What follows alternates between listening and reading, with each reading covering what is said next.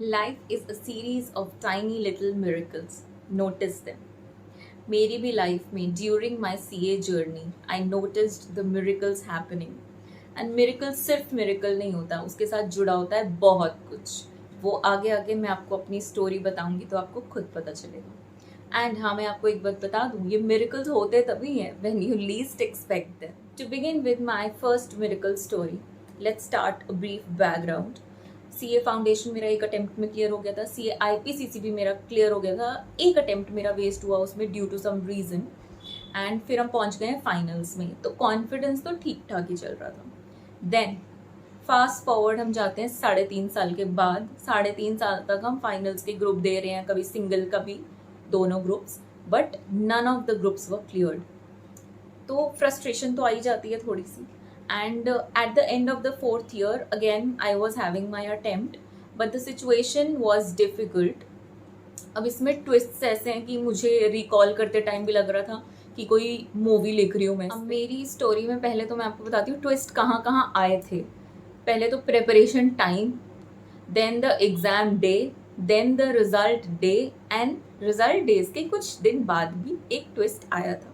तो वो मैं अब आपको अब बताने वाली. फर्स्ट ट्विस्ट ये था कि प्रेपरेशन टाइम पर ही मेरे घर पर रेनोवेशन चल रहा था. एंड मेरे क्लोज रिलेशन में there was a wedding happening after many years. And there was some family emergency, health emergency in our house. तो इन सब के बीच मैं एक एक दो दो घंटे दिन में कैसे निकाल के पढ़ रही थी ना, ये सिर्फ मैं जानती हूँ और मेरी मम्मी जानती है, because she was there with me throughout. She saw me getting frustrated and then sitting out for 1 hour 2 hours, जो भी मुझे मिल रहे थे बीच बीच में. मैं दिन में एक काम ये कर रही थी, एक काम पढ़ाई, एक काम ये, एक काम पढ़ाई, ऐसा मेरा चला है ये प्रेपरेशन. मैंने ये ट्विस्ट आपसे सिर्फ इसलिए डिस्कस किया है क्योंकि मैं इस सिचुएशन में बहुत इजीली गिव अप कर सकती थी. मुझे घर पे कोई कुछ नहीं बोलता, बट एक तो मैं फ्रस्ट्रेटेड थी क्योंकि मैं 4 साल से अटेम्प्ट दे रही थी एंड मेरा कोई ग्रुप नहीं क्लियर हो रहा था. और मुझे एग्ज़ाम देना ही था, मुझे छोड़ना नहीं था कभी भी, या मुझे एक अटेम्प्ट बीच में स्किप नहीं करना था कि मैं नेक्स्ट बार दूंगी. मैं बहुत इजीली सिचुएशन का बेनिफिट ले सकती थी कि मैं एग्ज़ाम नहीं दे पाऊँगी इन डिफ़िकल्ट सिचुएशन में, क्योंकि एक तो क्रिटिकल इमरजेंसी थी घर में, थोड़ा स्ट्रेस चल रहा था, रेनोवेशन स्टार्ट हो चुका था, बंद नहीं कर सकते थे, and there was a wedding happening in our very close family. तो इन सब के बीच में कैसे दिन में पढ़ी हूँ सिर्फ मैं जानती हूँ. बस जैसे तैसे मैंने प्रेपरेशन कर ली. एंड उसके बाद आ गया exam day. And exam day पर भी पढ़ाई तो करी थी जैसे तैसे, बट सिंस डेडिकेटेडली नहीं बैठ पा रही थी कंटिन्यूस लॉन्ग आवर्स के लिए, बीच बीच में स्लॉट्स निकाल निकाल के मैंने पढ़ाई की थी. तो वो पता नहीं कहीं ना कहीं कॉन्फिडेंस नहीं आ पा रहा था दिमाग में. मतलब लग रहा था एग्ज़ाम देने जाऊंगी, क्लियर होगा नहीं होगा. मतलब आप मानो 12:30 अगर मुझे निकलना है ना एग्ज़ाम के लिए, मैं 12 बजे ये सोच रही हूँ बैठ के कि मैं एग्ज़ाम देने जाऊँ या नहीं जाऊँ. डर लग रहा था, रो रही थी मैं, बट जैसे तैसे हिम्मत बांधी और निकल गई घर से. उसके बाद भी ब्लॉकेजेस नहीं ख़त्म हुए. फिर घर से निकलने के बाद कैब ही नहीं मिली. सबसे पहले तो बहुत देर तक कैब ढूंढती रही. कैब मिली जैसे तैसे. फिर आगे गए तो एक रास्ते में टेंट लगा हुआ है, कोई इवेंट हो रहा है. रास्ता चेंज करके घुमा के दूसरी जगह से गए, वहाँ पे भी टेंट लगा हुआ है, वहाँ पे भी कुछ हो रहा है. फिर जैसे तैसे हम पहुंच गए मेन रोड पे. वहाँ इतना ट्रैफिक लगा हुआ था कि लग रहा था पता नहीं एग्ज़ाम हॉल पहुंचूंगी या नहीं पहुंचूंगी. एक बार मन में आया कि वापस चले जाऊं, इतने ब्लॉकेजेस क्यों आ रहे हैं, कि भगवान जी चाहते हैं मैं पेपर देने जाऊं या नहीं जाऊं. तो फिर सोचा निकल गई हूँ तो चली ही जाती हूँ, अटेम्प्ट तो करा हूँ एटलीस्ट मुझे रिग्रेट तो नहीं रहेगा. क्योंकि मुझे हमेशा लगता है कि आपको अगर डर भी हो ना, तो कभी कभी वो डर सिर्फ साइकोलॉजिकल होता है. आपकी प्रिपरेशन पूरी हो भी सकती है, बट आपका डर आपको फेल करवा सकता है. तो मैंने एग्ज़ाम्स दिए. फिर चारों एग्ज़ाम्स देने के बाद थोड़े दिन बाद जब मैं सब चीज़ों से फ्री हो गई, तो उसके बाद मैंने again I made a time table for my next attempt. क्योंकि एक ही ग्रुप दिया था, दूसरा ग्रुप तो देना ही था, तो I started preparation for that. Then थोड़े दिन बाद जब आता है रिज़ल्ट डे, तो उस दिन मेरे साथ क्या हुआ था। तो रिज़ल्ट डे पर 4 बजे दोपहर के around result was to be announced, but उस दिन 2 ढाई ऐसे ही रिज़ल्ट आ गया था। एंड मैं अपने घर के पास मेरे कज़न के घर जो मुझे जाना था किसी काम से, मैं वहाँ जा रही थी। And I kept checking the result, क्योंकि आई डोंट नो मन में क्या चल रहा था। बट सीए स्टूडेंट हूँ ना, जब तक रिज़ल्ट नहीं देखूँगी तो शांति नहीं मिलेगी। तो I was just about to enter my cousin's house and I got to know at that time कि रिज़ल्ट अनाउंस हो चुका है। तो मैंने वहीं बाहर खड़े होकर अपना रिज़ल्ट चेक करा, and to my surprise I saw pass. एंड मैंने वहीं खड़े होकर अपनी मम्मी को कॉल लगाया कि मैं पास हो गई हूँ, मेरा एक ग्रुप क्लियर हो गया। एंड माई मदर, वो अलग ही उन्होंने मुझे शौक दिखाया है, क्योंकि उन्होंने मुझे सबसे पहले बोला कि फ़ोटो भेज रिज़ल्ट की। तो मैंने कहा अच्छा ठीक है, मैं फ़ोटो भेज देती हूँ। तो मैंने उनको फ़ोटो भेजी तो उनको यकीन आया, क्योंकि एज़ आई सेड कि उन्होंने देखा था मैं कैसे एक एक दो दो घंटे निकाल कर बीच बीच में थ्रू आउट द डे मैं पढ़ाई कर रही थी, बहुत स्ट्रगल कर रही थी मैं, बट मैंने हिम्मत नहीं हारी थी। तो जब फ़ोटो भेजी तो ही उनको यकीन आया। और जैसे कि मैंने आपको बताया कि मैं अपने कज़िन के घर के बाहर खड़ी थी, तो then I rang the doorbell.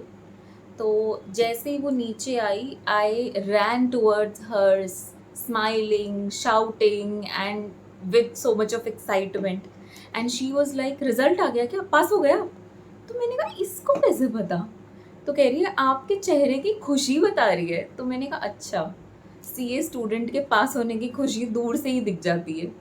Okay, क्योंकि एज़ यू ऑल नो कि मैं 4 साल से अटेम्प्ट कर रही थी, और उसके बाद और घर में सबको पता था कि बार बार अटेम्प्ट हो रहा है, क्लियर नहीं हो रहा, तो सबको पता था कि यही खुशी हो सकती है। देन पापा ने मुझे कॉल किया, he was very happy, and all the loved ones called me and wishes started pouring in. I was very happy that day, क्योंकि आप जो सीए कर रहा है ना वो समझ सकता है, और जो स्पेशली मल्टीपल अटेम्प्ट्स दे रहा है ना, वो मेरी बात ये ज़रूर समझ पाएगा। बहुत बहुत खुशी हुई थी मुझे उस दिन। So this was the first miracle that I witnessed.